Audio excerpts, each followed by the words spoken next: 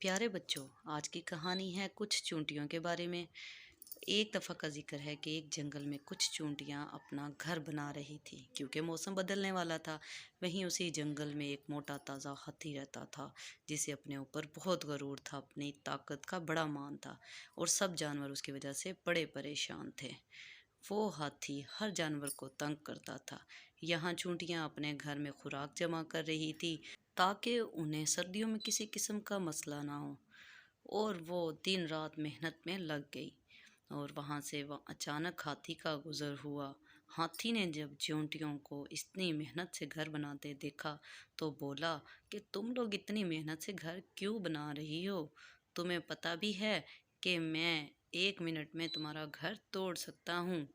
और फिर क्या था, हाथी फौरन से तालाब पर गया और वहाँ से उसने बहुत सारा पानी पिया और कुछ पानी अपनी सूंड में लेकर चूंटियों के बिल के पास आ गया। उसने पानी चूंटियों की बिल के ऊपर डालना शुरू किया और चूंटियों का घर टूटने लगा।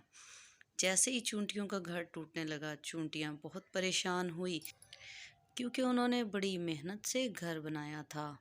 चूंटी ने हाथी से कहा, देखो प्यारे हाथी, हम सब एक जंगल में रहते हैं और अब हम सब जानवर हैं, तो हम सबको चाहिए कि हम मिलजुल के रहें और एक दूसरे का साथ दें, क्योंकि एक जगह रहकर लड़ना झगड़ना बहुत बुरी बात है।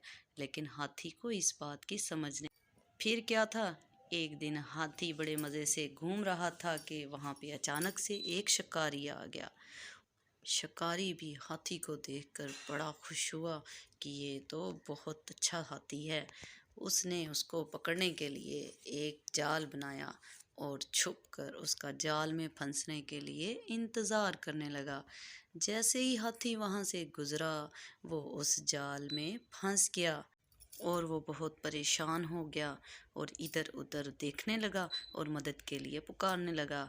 वही रानी चुंटी वहाँ से गुजरी और जब उसने हाथी को इतनी मुश्किल में देखा तो वो बहुत परेशान हो गई और उसके पास जाके बोली, प्यारे हाथी, तुम परेशान ना हो, मैं तुम्हारी मदद करती हूँ। और रानी चूंटी ने सारी चूंटियों को बुलाया और वो सब ने मिलकर शिकारी पे हमला कर दिया। शिकारी बहुत परेशान हुआ और वहाँ से घबरा कर भाग गया। इस तरह से चूंटियों ने शिकारी को तो भगा दिया, अब हाथी को भी वहाँ से निकालना था। चूंटियों ने फौरन से चूहों को बुलाया और उनको हाथी की मदद करने के लिए कहा, और चूहों ने अपने नुकीले दांतों के साथ फौरन से हाथी के जाल को काट के रख दिया। इस तरह अब हाथी आज़ाद था और वो बहुत खुश था, लेकिन उसको अपनी गलती के ऊपर बहुत नदामत थी और उसने चूंटियों से माफ़ी मांगी और कहा कि प्यारी चूंटियों, तुम ठीक कहती थी, हम सबको मिलजुल के रहना चाहिए और बिल्कुल भी एक दूसरे से लड़ना झगड़ना नहीं चाहिए। और उसके बाद से सारे जानवर मिलजुल के वहाँ रहने लगे। हाँ तो बच्चों, कैसी लगी कहानी?